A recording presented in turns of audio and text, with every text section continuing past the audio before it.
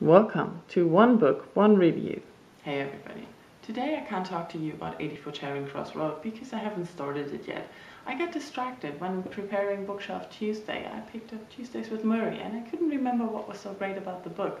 I remember I liked the writing, but I didn't really get the meaning or the message as being so important and great and overwhelming. And I didn't know why, and so I started reading it again and I looked at it differently. Everything that was said in the book made a different impact on me. When I read it the first time, I was in my 20s, I was at university, I was hanging out with my friends, I was having fun, I was working part-time, and everything was just like how it should be, how I wanted it to be. Now I'm in my mid-30s and I have holidays. That usually means I have way too much time to think, and I tend to overthink things. And I'm looking at my life at the moment and thinking like, okay, there are a lot of things that I wanted to have at this moment that I don't have. Not materialistic things, but where I wanted to be with my mid-30s. It's not saying that I'm not happy with where I am now, but there are a lot of things that I don't have that I wanted to have by this time in my life. And I'm struggling with that. And I'm also looking at how life changed in the past years. Life changes after university. I guess that's normal, I'm not complaining here. But priorities shift. As for me and my friends in university, the best thing we could do was hang out and just enjoy each other's company. Now we just tend to forget that we need to meet up and talk more because work is there. Work has gotten so much more important, and me being a workaholic, I like to work. I work 3 jobs that I really like at the moment.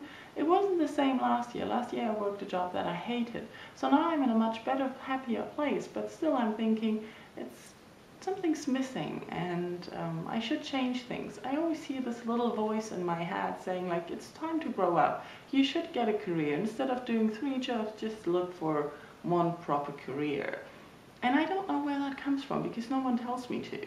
And so reading this book again gave me a new perspective on things, because this is what he talks about. They talk about life and how our culture and society forces different things on us that we accept as being normal, like work is important, money is important, we need more and more and more. And we forget what's really important, like relationships, friends, just enjoying the day. Okay, I didn't want to talk about my life not being what I want it to be or what it should be, or how priorities are set straight or wrong with my friends.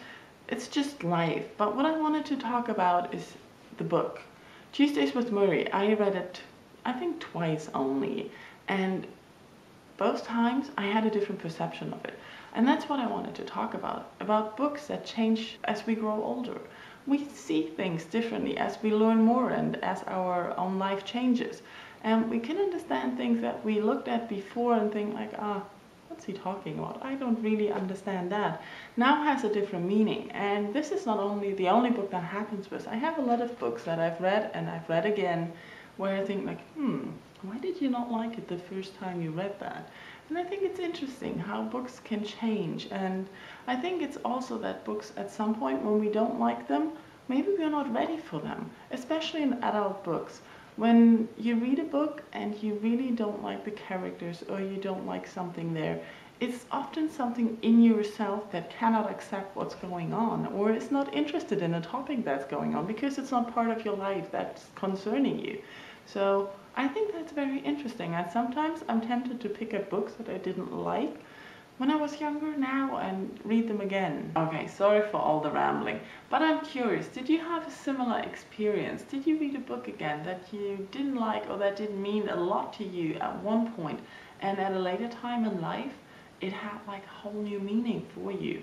Or even the other way around, did you read a book again that you loved as a child or as a teenager, and when you read it again, it doesn't mean anything, that it just seems okay but not that great like you thought it the first time? Thank you all for watching, and I'm curious to read what you all think about this.